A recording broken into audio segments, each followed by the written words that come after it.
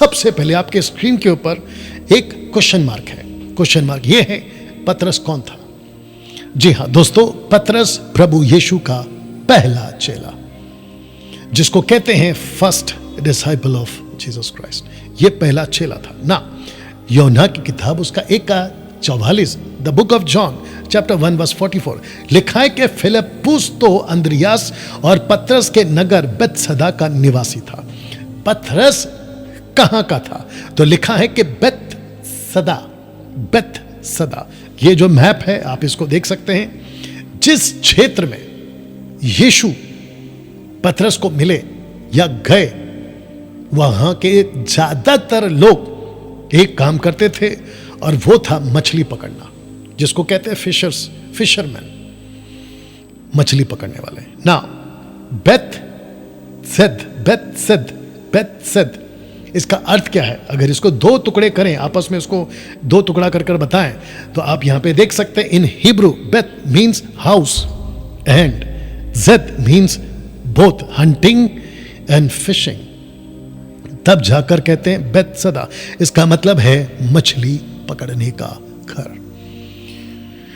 मछली पकड़ने का घर, हाउस ऑफ फिशरमैन। पतरस कौन था? मछली पकड़ने वाला ना। इन सभी क्षेत्रों में पतरस यहां होता था, और इसकी अलग विशेषता है कि यीशु ने पतरस को क्यों चुना जो मछली पकड़ने वाला था। इसके ऊपर फिर कभी बात करेंगे, लेकिन यह जानकारी आपको दे दूं कि इस तरह पतरस जो है अपना क्षेत्र में काम करता था ना।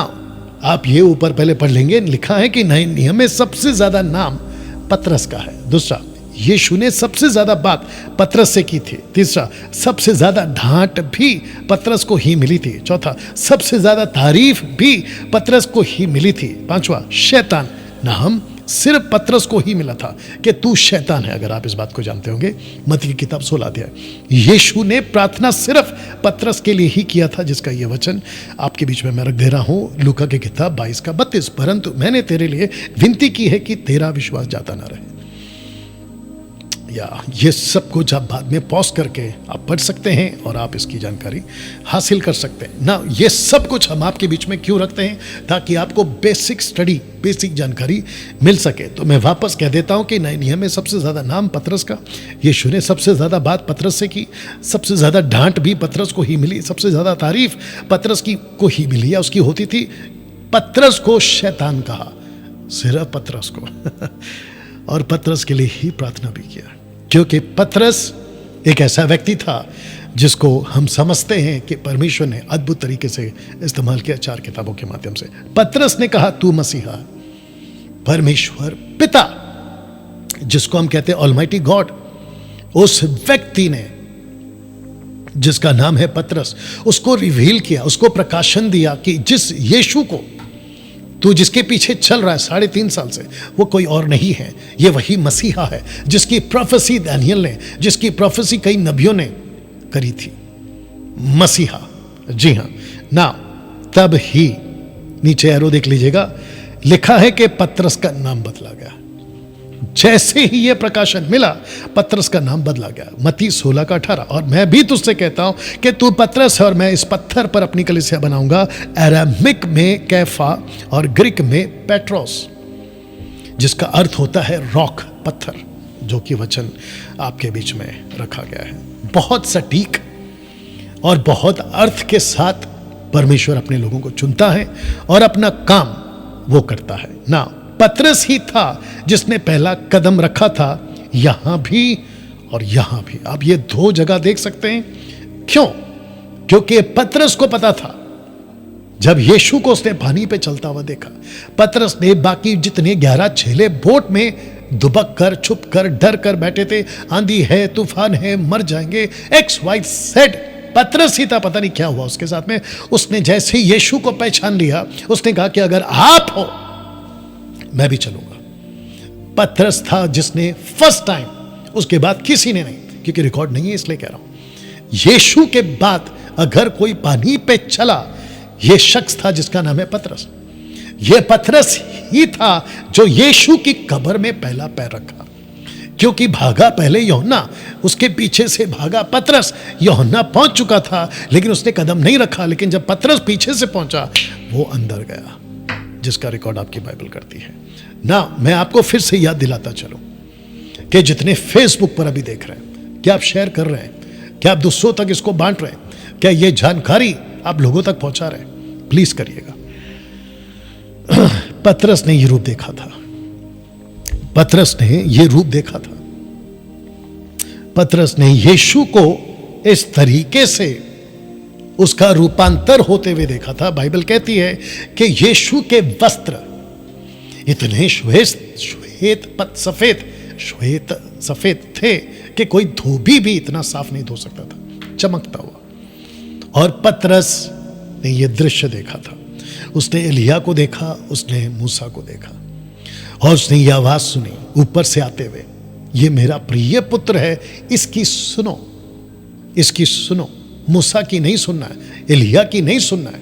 और ये जितने भी प्रॉस्पेरिटी और सो कॉल्ड पावर मिनिस्ट्री जो चलाते हैं ना, इनको भी कह दूं कि तुम अभी भी मूसा की सुन रहे हो, अभी भी तुम एलिया की सुन रहे हो। अगर अभिषेक के पीछे भाग रहे हो, अगर व्यवस्था के पीछे भाग रहे हो, तुम अभी भी मूसा और एलिया की सुन रहे हो।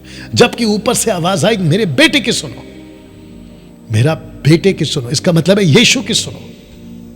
यहां ऐसे बहुत सारे ग्रुप हैं, यहां ऐसे बहुत सारे पास्टर्स हैं, यहां बहुत सारे बाइबल टीचर हैं जो सबके पीछे चलाते हैं जैसा उनको ठीक लगता है।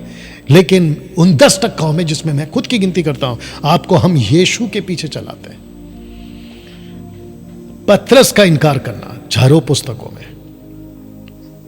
यीशु और उसके जितने लेखक हैं और यह बात को बताना चाहते थे कि पतरस ने पहले यीशु का इनकार किया, और उसके बाद जिसको कहते हैं ना कि जो जख्मी शेर होता है, वो साधारण जो शेर होता है ना, उससे डबल खतरनाक होता है। जो व्यक्ति नीचे गिरता है और जब वो उठता है तो बड़ी तेजी के साथ उठता है, जो पीछे जाता है वो बड़ी ताकत के साथ आगे आता है। पतरस का गिरना, यीशु का इनकार करना, उसके अंदर की जो तड़प लौट कर आई, ये चारों किताबों ने रिकॉर्ड किया ना। वो पतरस ही था जिसको कहा भेड़ों की रखवाली कर, पतरस ही था।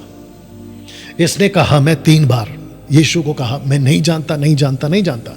यीशु ने 3 बार कहा, मेरी भेड़े, मेरी भेड़े, मेरी भेड़े, रखवाली कर, उनको चरा। इसके ऊपर मैं अलग से वीडियो बना चुका हूं ना। दोस्तों, अभी तक कैसा लग रहा है, आप कैसा महसूस कर रहे हैं, आप मुझे फेसबुक पे, आप कमेंट्स में जैसा ठीक लगे आप लोग डालकर बता सकते हैं। हैशटैग मसीह जनता के नाम से भी डाल सकते हैं। वाह, पतरस की परछाई ने कई लोगों को चंगा किया। आप ये चित्र देख सकते हैं।